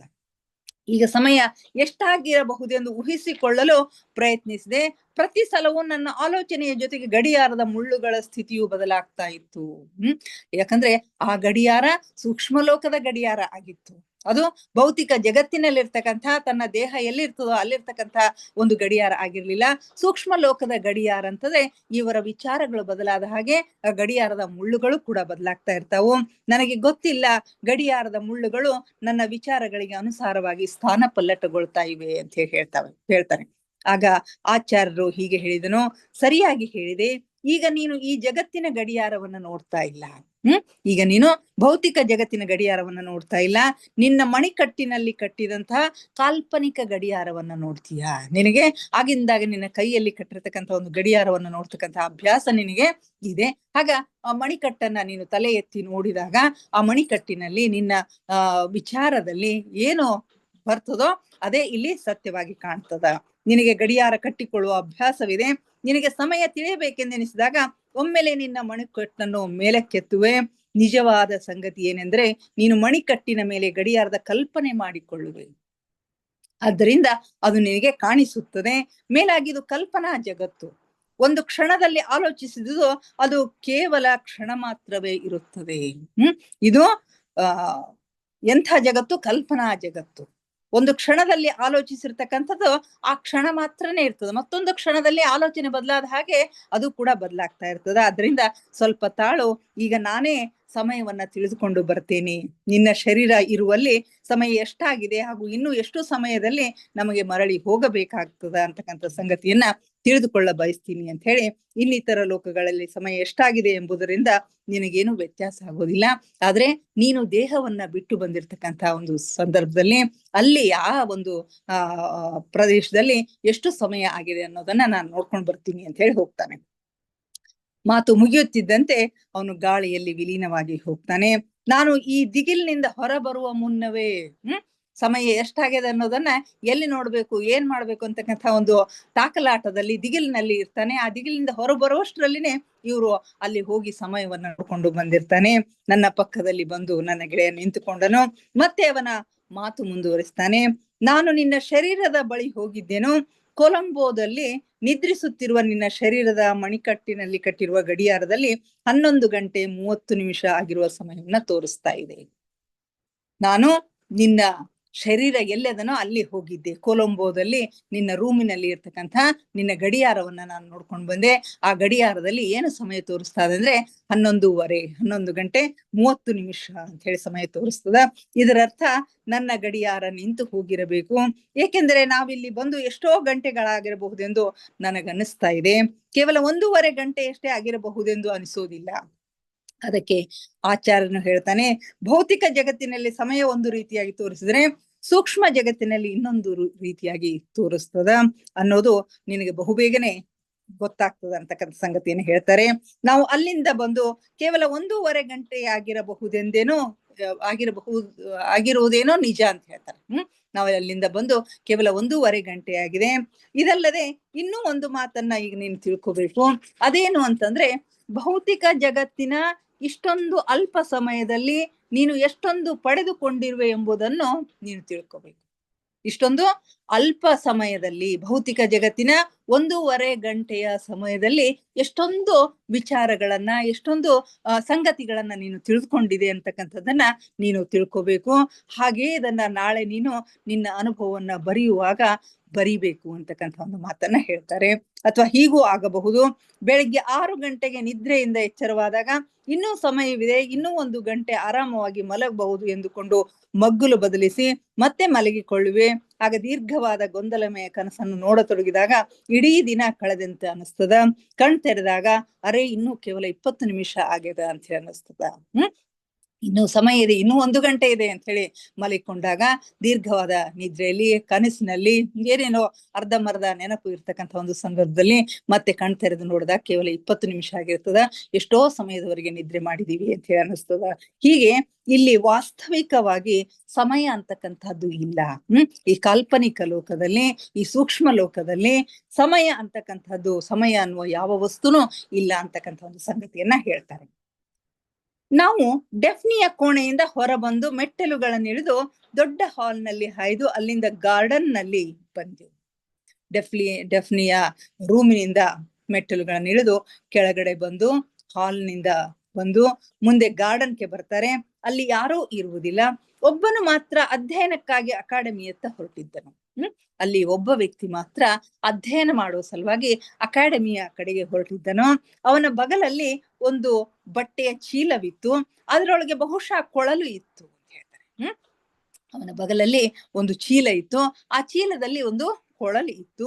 ಅಲ್ಲಿಂದ ಹಾಯ್ದು ಹೋಗುವಾಗ ಅವನು ಮುಗುಳ್ನಗ್ತಾನಂತೆ. ಅಲ್ಲಿಯ ಜನರು ಮಾತನಾಡ್ತಾ ಇರೋದಿಲ್ಲ, ಕೇವಲ ಮುಗುಳ್ನಗ್ತಾನೆ, ಆದ್ರೆ ಮಾತನಾಡ್ಲಿಲ್ಲ. ಗಂಧರ್ವ ದೇವತೆಗಳು ಅರಣ್ಯದಲ್ಲಿ ಆಯೋಜಿಸಿದ್ದ ವಿಶೇಷ ಸಮಾರಂಭಕ್ಕೆ ನಾವು ಬರಬೇಕೆಂದು ಅವನು ಬಯಸಿದ್ದನೆಂದು ಆಚಾರ್ಯರು ನಮಗೆ ಹೇಳಿದರು. ಅಲ್ಲಿ ಗಂಧರ್ವ ದೇವತೆಗಳು ಅರಣ್ಯದಲ್ಲಿ ಒಂದು ವಿಶೇಷ ಸಮಾರಂಭವನ್ನ ಆಯೋಜಿಸಿರ್ತಾರೆ. ಆ ಸಮಾರಂಭಕ್ಕೆ ನೀವು ಬರಬೇಕು ಅಂತ ಹೇಳಿ ಪೀಟರ್ ನೀವು ಬರಬೇಕು ಅಂತ ಹೇಳಿ ತಮ್ಮ ಗುರುವಿಗೆ ಅವರು ಹೇಳಿರ್ತಾರೆ. ಆ ಒಂದು ಮುಗುಳ್ನಗೆಯಿಂದ ಏನು ಸಂದೇಶವನ್ನ ಕೊಟ್ಟ, ಏನ್ ಹೇಳ್ದ ಅಂತಕ್ಕಂಥದ್ದನ್ನ ಇವ್ರು ಅರ್ಥ ಮಾಡ್ಕೊತಾರೆ. ಭಾರತೀಯ ಗುರು ಆ ಮಾತನ್ನ ಪೀಟರ್ ರೆಶ್ಲು ಅವ್ರಿಗೆ ಹೇಳ್ತಾರೆ. ಅದು ಸೂಕ್ಷ್ಮ ಲೋಕದ ಆಂತರಿಕ ಭಾಗವಾಗಿತ್ತು. ಅಲ್ಲಿ ಮನುಷ್ಯರಾರೂ ಬರುವುದು ಸಾಧ್ಯವೇ ಇರಲಿಲ್ಲ. ತನ್ನ ಪ್ರವೇಶಕ್ಕೆ ಆತನು ಅನುಮತಿಯನ್ನು ಪಡೆದುಕೊಂಡಿದ್ದನೆಂದು ನನ್ನ ಮಿತ್ರನು ಹೇಳ್ತಾನೆ. ಆ ಸೂಕ್ಷ್ಮ ಲೋಕದ ಇಂಥ ಸಮಾರಂಭಗಳಿಗೆ ಮನುಷ್ಯರ್ಯಾರೂ ಬರೋದಿಲ್ಲ. ನಾವು ಸೂಕ್ಷ್ಮ ಶರೀರದಲ್ಲಿ ಬಂದಿರೋದ್ರಿಂದ ನಾವು ಆ ಫಂಕ್ಷನ್ ಅನ್ನ, ಆ ಒಂದು ಕಾರ್ಯಕ್ರಮವನ್ನ ಅಟೆಂಡ್ ಮಾಡೋ ಸಲುವಾಗಿ ಅಲ್ಲಿ ಅನುಮತಿಯನ್ನ ತೆಗೆದುಕೊಂಡಿದ್ದೇನೆ ಅಂತಕ್ಕಂಥ ಸಂಗತಿಯನ್ನ ನನ್ನ ಭಾರತೀಯ ಗೆಳೆಯ ನನ್ನ ಮಿತ್ರ ಹೇಳಿದನು ಅಂತ ಹೇಳ್ತಾರೆ. ನಿಶ್ಚಿತವಾಗಿ ಡೆಫ್ನಿಗೆ ಅಲ್ಲಿ ಹೋಗ್ಲಿಕ್ಕೆ ಯಾವುದೇ ಅಡಚಣೆ ಇಲ್ಲ. ಯಾಕಂತಂದ್ರೆ ಅವಳು ಸ್ಥಾಯಿ ಸೂಕ್ಷ್ಮ ಲೋಕದ ನಿವಾಸಿಯಾಗಿದ್ದಾಳೆ. ಅಷ್ಟೇ ಅಲ್ದೇನೆ ಇಂಥ ಒಂದು ಸುಮಧುರ ಸಂಗೀತ ಸೃಷ್ಟಿಯ ಒಂದು ಕೆಲಸವನ್ನ ಅವಳು ಕೂಡ ಮಾಡ್ತಾ ಇರ್ತಾಳೆ. ಸಂಗೀತವನ್ನ ಕಲಿಯೋದ್ರಲ್ಲಿ ಅವಳು ಬರ್ತಾ ಇರ್ತಾಳೆ. ಅವಳು ತನ್ನನ್ನು ತಾನು ತೊಡಗಿಸ್ಕೊಂಡಿರ್ತಾಳೆ. ಸೊ ಹೀಗಾಗಿ ಇದೊಂದು ಅಭೂತಪೂರ್ವವಾಗಿರ್ತಕ್ಕಂತಹ ಸಮಾರಂಭ ಆಗುವುದಂತ ಹೇಳಿ ಅವನು ಹೇಳ್ತಾನೆ. ಸುಮಧುರ ಸಂಗೀತ ಸೃಷ್ಟಿಯು ಇದರ ಉದ್ದೇಶವಾಗಿದೆ. ಈ ಕಾರ್ಯಕ್ರಮದ ಉದ್ದೇಶ ಏನು ಅಂತಂದ್ರೆ ಸುಮಧುರವಾಗಿರ್ತಕ್ಕಂತಹ ಸಂಗೀತವನ್ನ ಸೃಷ್ಟಿ ಮಾಡ್ತಕ್ಕಂಥದ್ದು. ಇದೊಂದು ಅಭೂತಪೂರ್ವವಾಗಿರ್ತಕ್ಕಂಥ ಸಮಾರಂಭ. ಅತ್ಯಂತ ಇಲ್ಲಿ ಹಿಂದೆ ಮುಂದೆ ಎಂದೂ ನಡೆಯದೇ ಇರ್ತಕ್ಕಂಥ ಒಂದು ಅಭೂತಪೂರ್ವವಾಗಿರ್ತಕ್ಕಂಥ ಒಂದು ಸಮಾರಂಭ ಇದಾಗ್ತದ. ಭೂಮಿಯ ಮೇಲೆ ಜರುಗುವ ಒಂದು ಮಹತ್ವಪೂರ್ಣವಾಗಿರ್ತಕ್ಕಂಥ ಸಮಾರಂಭವನ್ನ ಪ್ರಭಾವಿಗೊಳಿಸುವುದಕ್ಕಾಗಿ ಶಕ್ತಿಯ ಸುಳಿವನ್ನು ನಿರ್ಮಾಣ ಮಾಡುವುದು ಇದರ ವಿಶೇಷ ಪ್ರಯೋಜನವಾಗಿತ್ತು. ಇದರ ವಿಶೇಷ ಪ್ರಯೋಜನ ಏನು ಅಂತಂದ್ರೆ, ಭೂಮಿಯ ಮೇಲೆ ನಡೀತಕ್ಕಂತಹ, ಭೂಮಿಯ ಮೇಲೆ ಜರುಗತಕ್ಕಂತಹ ಒಂದು ಮಹತ್ವಪೂರ್ಣವಾಗಿರ್ತಕ್ಕಂತಹ ಸಮಾರಂಭವನ್ನ ಪ್ರಭಾವಿತಗೊಳಿಸುವುದಕ್ಕಾಗಿ ಶಕ್ತಿಯ ಸುಳಿಯನ್ನು ನಿರ್ಮಾಣ ಮಾಡುವುದು ಇದರ ವಿಶೇಷ ಪ್ರಯೋಜನ ಆಗಿತ್ತು. ಅಲ್ಲಿ ಯಾವುದೋ ಒಂದು ಭೂಮಿಯ ಮೇಲೆ ಒಂದು ವಿಶೇಷ ಸಮಾರಂಭ ನಡೀತಾ ಇರುತ್ತೆ. ಅದಕ್ಕೆ ಹೆಚ್ಚಿನ ಒಂದು ಶಕ್ತಿಯನ್ನ ಕೊಡುವುದರ ಮುಖಾಂತರ ಅದರ ಲಾಭವನ್ನ ಇನ್ನೂ ಹೆಚ್ಚಿಸ್ಬೇಕು ಅಂತಕ್ಕಂಥ ಒಂದು ಸಂಗತಿ ಇಲ್ಲಿ ಇರ್ತದ. ಅದು ಯಾವ ಸಮಾರಂಭವೆಂದು ಅವನು ಹೇಳಲಿಲ್ಲವಾದರೂ ಅದು ಯುದ್ಧಕ್ಕೆ ಸಂಬಂಧಿಸಿರ್ತಕ್ಕಂಥ ಒಂದು ಸಮಾರಂಭ ಅಂತಕ್ಕಂಥ ಸೂಚನೆಯನ್ನ ನೀಡಿದ. ಆ ಸಮಾರಂಭ ಯಾವುದು ಅನ್ನೋದನ್ನ ಸ್ಪಷ್ಟವಾಗಿ ಹೇಳೋದಿಲ್ಲ, ಆದ್ರೆ ಅದು ಯುದ್ಧಕ್ಕೆ ಸಂಬಂಧಪಟ್ಟಿರ್ತಕ್ಕಂಥ ಒಂದು ಸಮಾರಂಭ ಅಂತ ಹೇಳ್ತಾನೆ. ಈ ಸಮಾರಂಭದಲ್ಲಿ ತೆಗೆದುಕೊಳ್ಳುವ ನಿರ್ಣಯಗಳು ಯುದ್ಧದ ಪರಿಣಾಮದ ಮೇಲೆ ಪ್ರಭಾವ ಬೀರ್ತಾವು. ಆ ಒಂದು ಸಮಾರಂಭದಲ್ಲಿ ತೆಗೆದುಕೊಳ್ತಕ್ಕಂತಹ ಒಂದು ಡಿಸಿಷನ್ಸ್ಗಳು, ನಿರ್ಣಯಗಳು ಯುದ್ಧದ ಪರಿಣಾಮದ ಮೇಲೆ ಪ್ರಭಾವ ಬೀರ್ತಾವು. ಹಾಗೂ ಅದು ಅಲ್ಲದೆ ಜಗತ್ತಿನಲ್ಲಿ ಮಾತುಕತೆಯು ಶಸ್ತ್ರಾಸ್ತ್ರಗಳ ಯುದ್ಧದ ಸ್ಥಾನವನ್ನು ಪಡೆದುಕೊಳ್ಳುವ ಸಮಯದ ಮೇಲೆಯೂ ಪ್ರಭಾವ ಬೀರುವುದು. ಅಂತ ಒಂದು ಶಕ್ತಿಯನ್ನು ಗಹನವಾದ ಏಕಾಗ್ರತೆಯಿಂದ ಅಥವಾ ಸ್ವರದ ಮೂಲಕ ಎರಡೂ ರೀತಿಯಿಂದ ಪಡೆದುಕೊಳ್ಳುವುದು ಸಾಧ್ಯವಿದೆ ಎಂದು ಅವನು ಹೇಳಿದನು.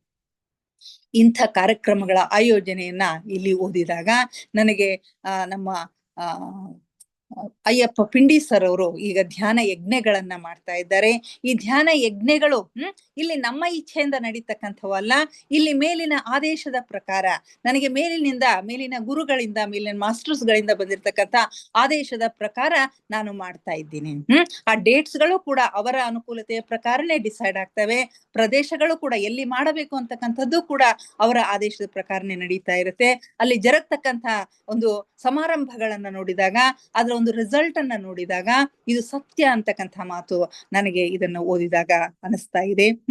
ಎಲ್ಲರೂ ಒಂದೇ ಗುರಿಯ ಮೇಲೆ ಚಿತ್ತವನ್ನ ಏಕಾಗ್ರಗೊಳಿಸಿ ಒಂದು ಶಕ್ತಿಯ ಸುಳಿವನ್ನು ನಿರ್ಮಿಸಿದ ಈ ಸ್ವರ ಸಂಗೀತವು ಆ ಸಮಾರಂಭದಲ್ಲಿ ಭಾಗವಹಿಸಿದ ಜನರನ್ನು ಪ್ರಭಾವಿತಗೊಳಿಸಲು ವಿಚಾರದ ಮಾಧ್ಯಮದಿಂದ ಕಲ್ಪಿಸಲ್ಪಡುವುದು.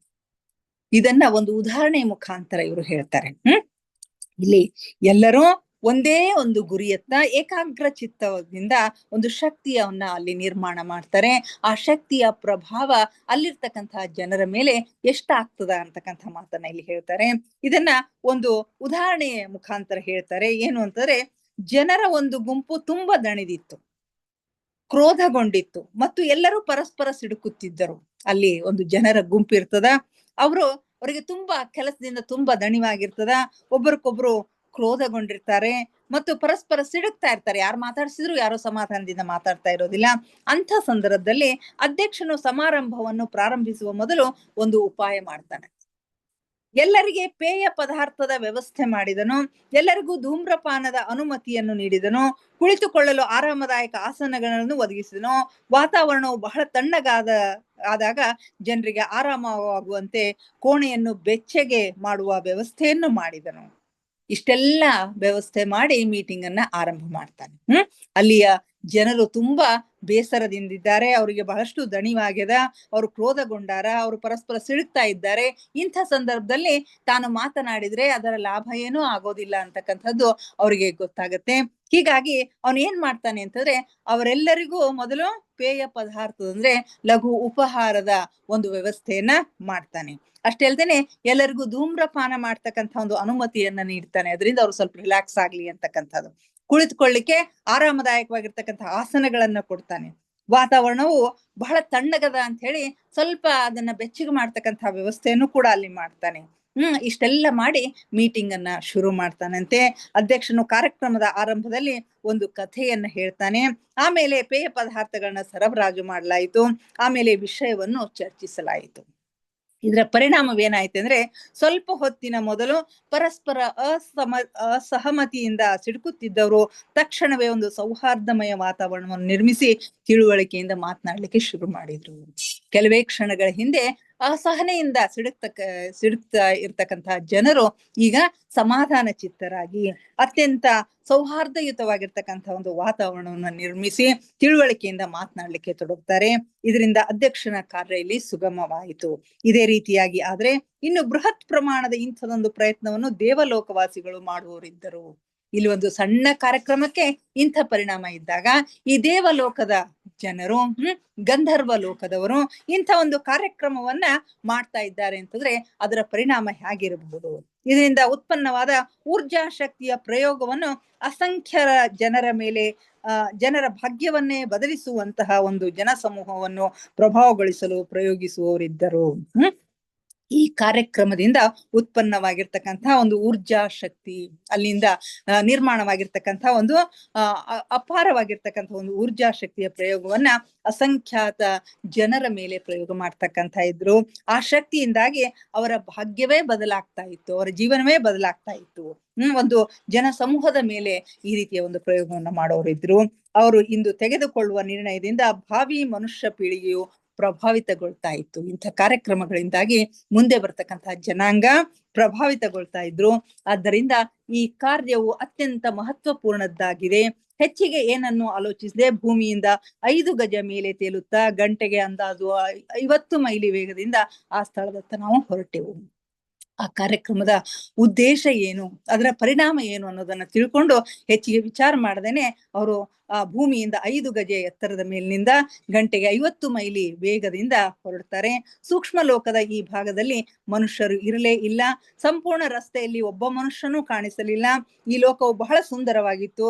ಆದ್ರೆ ಸಮೀಪ ಅಥವಾ ದೂರ ಇರುವಂತ ಯಾವ ಯಾವ ಭವನದ ಮೇಲಿಂದ ನಾವು ಹಾಯ್ದು ಹೊರಟಿದ್ದೆವೋ ಅವೆಲ್ಲ ನಮಗೆ ಈ ಮೊದಲು ನಾವು ಹೋದಂತ ಅಕಾಡೆಮಿಯಂತೆ ಕಾಣಿಸುತ್ತಿದ್ದವು.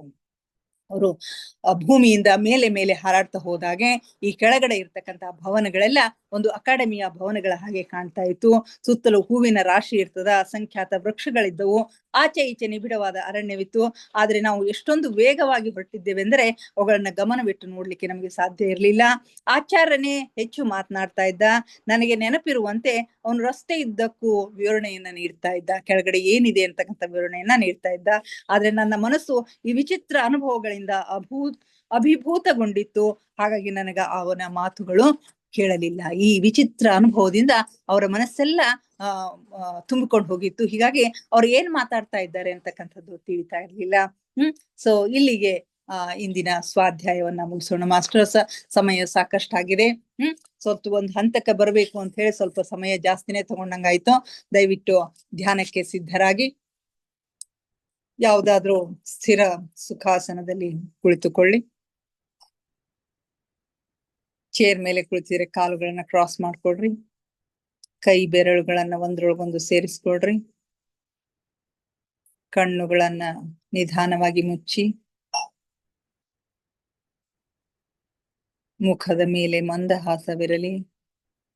ದೇಹದ ಯಾವ ಭಾಗದಲ್ಲಿಯೂ ಬಿಗಿತ ಬೇಡ. Relax relax relax please.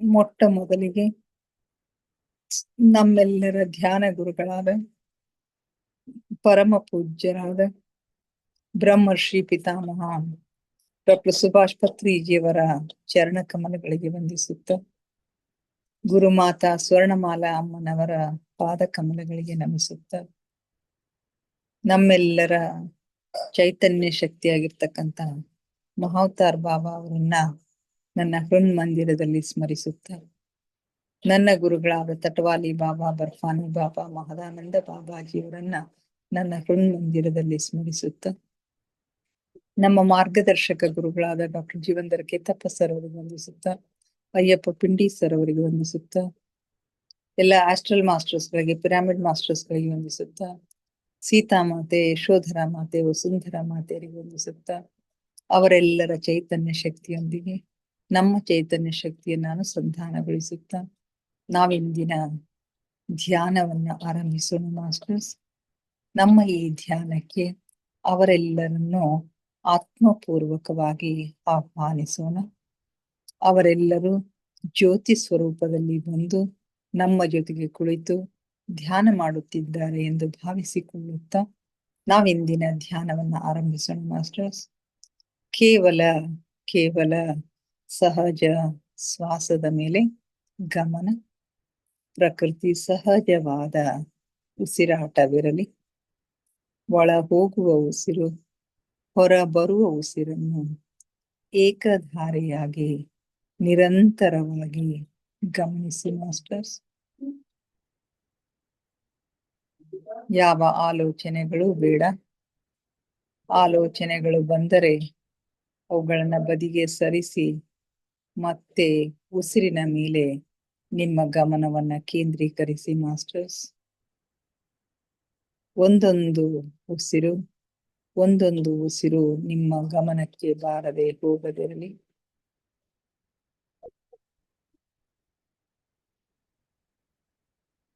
ಯಾವಾಗ ನಿಮ್ಮ ಗಮನ ಸಂಪೂರ್ಣವಾಗಿ ಉಸಿರಾಟದ ಮೇಲೆ ಇರುತ್ತದೆಯೋ ಆಗ ನಿಮ್ಮ ಆಲೋಚನೆಗಳು ಶೂನ್ಯವಾಗುತ್ತವೆ, ಮನಸ್ಸು ಶಾಂತವಾಗುತ್ತದೆ, ಧ್ಯಾನ ಸಿದ್ಧಿಸುತ್ತದೆ.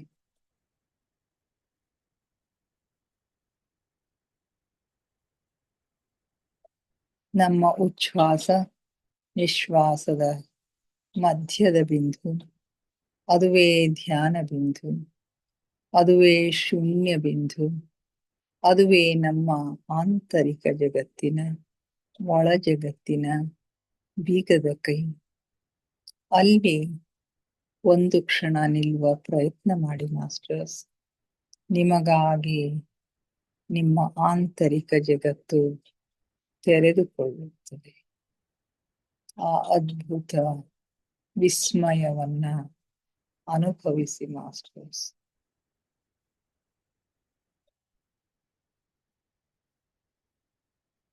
ಆಲಿಸಿ ಆಲಿಸಿ ಸೂಕ್ಷ್ಮನಾದಗಳನ್ನು, ಸೂಕ್ಷ್ಮ ಸ್ವರಗಳನ್ನು ಆಲಿಸಿ.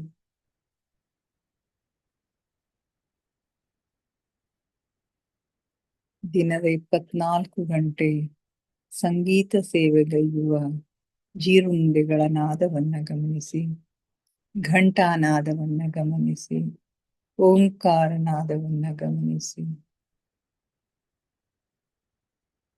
ನೀವೆಷ್ಟು ಸೂಕ್ಷ್ಮಗಳನ್ನು ಗಮನಿಸಲು ಸಮರ್ಥರಾಗುತ್ತೀರೋ ಅಷ್ಟು ನಿಮ್ಮ ಒಳ ಜಗತ್ತಿನ ಆಗುಹೋಗುಗಳು, ಸೂಕ್ಷ್ಮ ಜಗತ್ತಿನ ಆಗುಹೋಗುಗಳು, ಮೇಲು ಲೋಕದ ಆಗುಹೋಗುಗಳು ನಿಮ್ಮ ಗಮನಕ್ಕೆ ಸ್ಪಷ್ಟವಾಗಿ ಗೋಚರಿಸುತ್ತವೆ ಮಾಸ್ಟರ್ಸ್.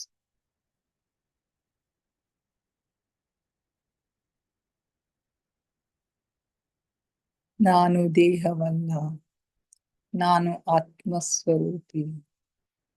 ನನ್ನ ಉಸಿರೇ ನನ್ನ ಗುರು.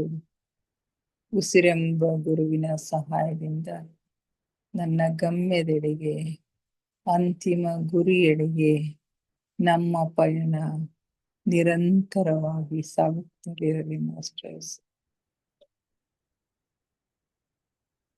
ಧ್ಯಾನ ಆಳವಾಗ್ತಾ ಇದೆ, ಉಸಿರು ನಿಧಾನವಾಗ್ತಾ ಇದೆ. ಉಸಿರು ನಿಧಾನವಾಗುತ್ತಾ ನಿಧಾನವಾಗುತ್ತಾ ಚಿಕ್ಕದಾಗುತ್ತಾ ಚಿಕ್ಕದಾಗುತ್ತಾ ನಮ್ಮ ಭ್ರೂ ಮಧ್ಯದಲ್ಲಿ ಸ್ಥಿರಗೊಳ್ತಾ ಇದೆ. ಅಲ್ಲಿ ನಮ್ಮ ಆಜ್ಞಾ ಚಕ್ರ ಜಾಗೃತ ಆಗ್ತಾ ಇದೆ. ಹಲವು ಬಣ್ಣಗಳು, ಹಲವು ವಿಷನ್ಗಳು ನಮಗಾಗಿ ತೆರೆದುಕೊಳ್ಳುತ್ತವೆ ಮಾಸ್ಟರ್ಸ್. ಅವುಗಳನ್ನು ಸೂಕ್ಷ್ಮವಾಗಿ ಗಮನಿಸಿ.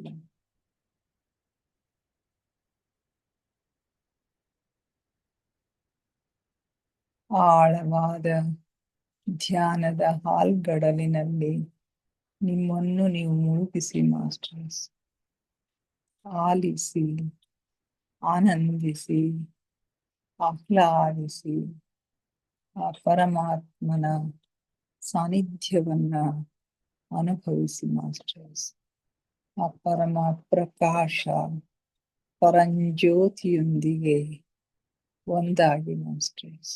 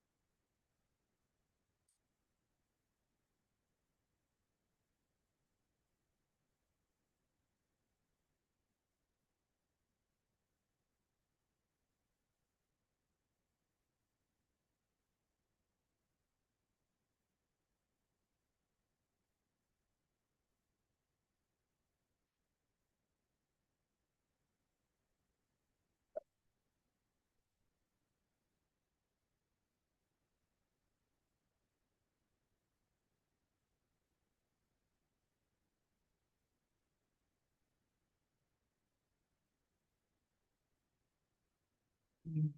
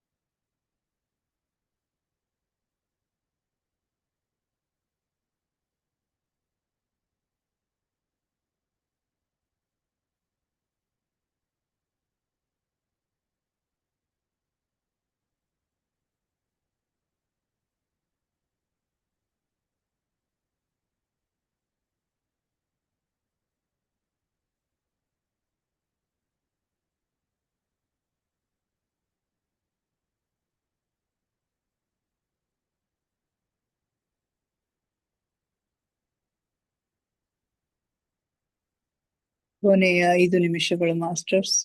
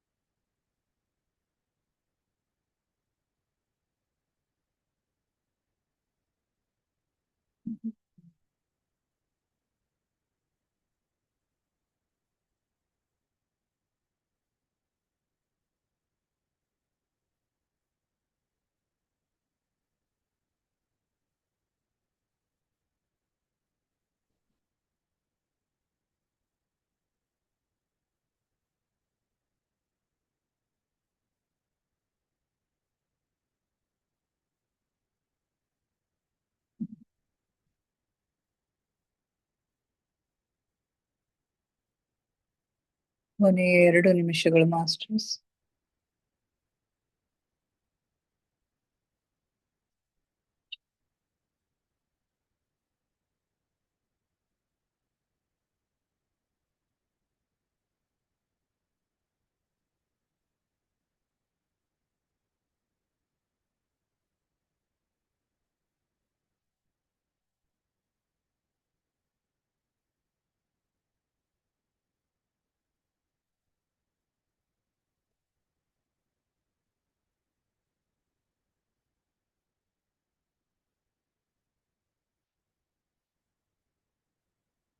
ಕೊನೆಯ 1 ನಿಮಿಷ. ದಯವಿಟ್ಟು ನಿಧಾನವಾಗಿ ಧ್ಯಾನದಿಂದ ಹೊರಬರಲು ಪ್ರಯತ್ನಿಸಿ ಮಾಸ್ಟರ್ಸ್.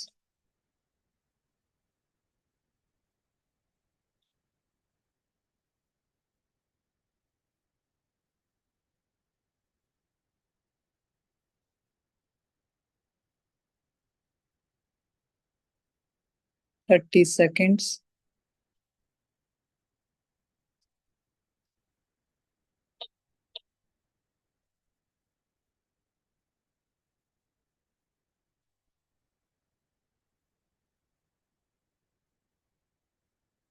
Ten seconds.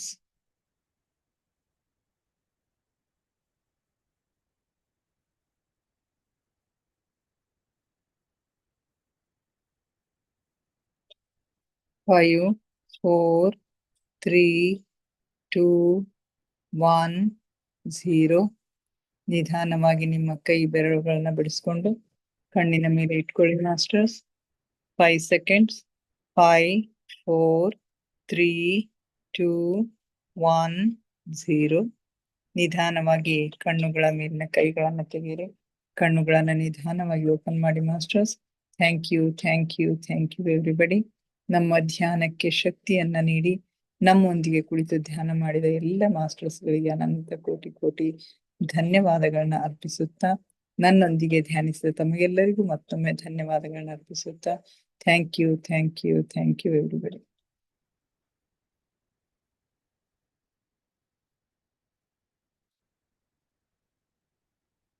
ಯಾರಾದ್ರೂ ಏನಾದ್ರು ಶೇರ್ ಮಾಡ್ಕೊಳ್ತೀರಿ ಮಾಡ್ಕೊಡ್ರಿ. Hello madam. Hello Vijayalakshmi madam. Hello madam. ನಂದ್ ಏನಷ್ಟು ವಿಶೇಷ ಇಲ್ರಿ ಮೇಡಮ್, ಸ್ವಲ್ಪ ಟಯರ್ಡ್ ಆಗಿತ್ತು. ಹೌದ್ರಿ, ಕಾನ್ಸಂಟ್ರೇಷನ್ ಬರ್ಲಿ, ಸ್ವಲ್ಪ ಅದೆಲ್ಲ ತಿರುಗಿ ಬಂದಿದ್ದೆ. ಓಕೆ ಬಟ್ ಚಲೋ ಅನಿಸ್ತ ಅಷ್ಟೇ. ಚಲೋ ಅನಿಸ್ತಿ. Okay madam. ಸ್ವಾಧ್ಯಾಯ ಮತ್ತಿದು ಮುಗಿದದೇನ್ರಿ ಮೇಡಮ್? ಅದೇನಿಲ್ಲ ಆತ್ಮಾಯನ ಪೂರಾ ಓದಿದ್ರಿ ನೀವು ಮೇಡಮ್. ಈಗೇನ್ ನೀವು ಶುರು ಮಾಡಿದ್ರಲ್ಲ, ಕಿಕ್ಕಿ ಸಿಗ್ತಾಳಲ್ಲ, ಅಲ್ಲಿ ತನ ಓದಿದ್ದೇರಿ. ಹೌದಾ? ಸೊ ಈಗ ನಿಮ್ ಬಾಯ್ಲಿಂದ ಕೇಳ್ಕೋತ okay okay madam. Okay okay okay ಹೇಳ್ರಿ ಮೇಡಮ್. ವಿಜಯಲಕ್ಷ್ಮಿ ಮೇಡಮ್ ಅವ್ರು. ತುಂಬಾ ಚೆನ್ನಾಗ್ ಅನಿಸ್ತು ಮೇಡಮ್. ಇದು ಮೆಡಿಟೇಷನ್ ತುಂಬಾ ಚೆನ್ನಾಗಿದೆ. ಅದು ಏನಿಲ್ಲ ನನ್ನ ತಲೆ ಒಳಗಡೆ ಅದೇನೋ ಒಂದು ಪ್ರೆಷರ್ ಬರ್ತಾನೆ ಇದೆ ಏನೋ. ಇದು ಆತ್ಮಾಯಣ ನನಗೆ ತುಂಬಾ ಲೈಕ್ ಆಯ್ತು.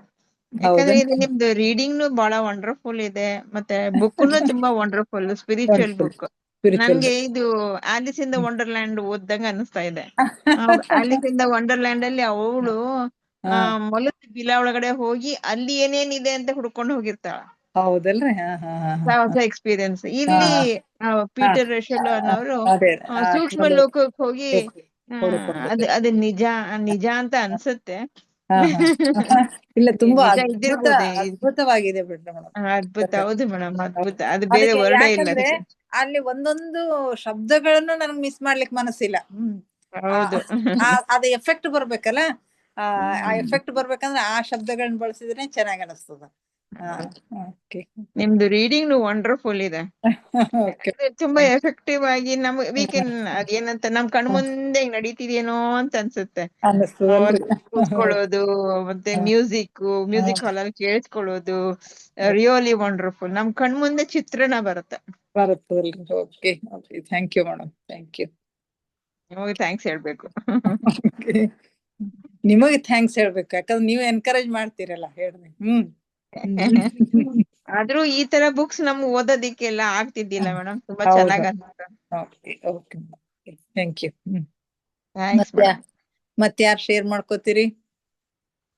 ಹಲೋ. ಶೋಭಾ ಮೇಡಮ್ ಅವ್ರೆ ಮಾಡ್ಕೊಳಲ್ಲ. ಗಂಗಾ ಇವತ್ತಾಕಿನೂ ಲೇಟ್ ಮಾಡಿ ಬಂದಾಳ ಇವತ್ತ. ಮೇಡಮ್ ಇದ್ರಲ್ಲಿ ಬೆಳಗ್ಗೆ 12 ಗಂಟೆ ಕ್ಲಾಸಲ್ಲಿ ಮುಂದೆ ಇದ್ದೀರಾ ನೀವು? ಸ್ವಲ್ಪ ಮುಂದೆ ಇದೇ ಒಂದ್ ಸ್ವಲ್ಪ ಇನ್ನೊಂದ್ ಸ್ವಲ್ಪ ಮುಂದಿದ್ದೀನಿ ಅಷ್ಟೇ. ಅದೇ ಅಂದೆ ನಾನು, ಅಲ್ಲಿ ಮುಂದೆ ಇದ್ದೀರೇನ? ಸ್ವಲ್ಪ ಒಂದ್ 2 ಪೇಜ್ ಡಿಫ್ರೆನ್ಸ್ ಅದ ಅಷ್ಟೇ. ಮೊದ್ಲು ಭಾಷ್ಟ ಇಲ್ಲೇ ಮುಂದಿದ್ವಿ ಮೊದಲ. ಇಲ್ಲಿ ಒಂದ್ 2 ಕ್ಲಾಸಸ್ ಮಿಸ್ ಆದ್ವಲ್ಲ, ಹಿಂಗಾಗಿ ಅಲ್ಲಿ ಮುಂದಂಗಾಗ್ಯದ್ರಿ. ಓಕೆ ಮೇಡಮ್ ಮಾತಾಡ್ತೀರಿ ಮೇಡಮ್? ಸಲ್ಗರ್ ಮೇಡಮ್ ಅನ್ಮ್ಯೂಟ್ ಮಾಡ್ಕೊಂಡ್ರಿ.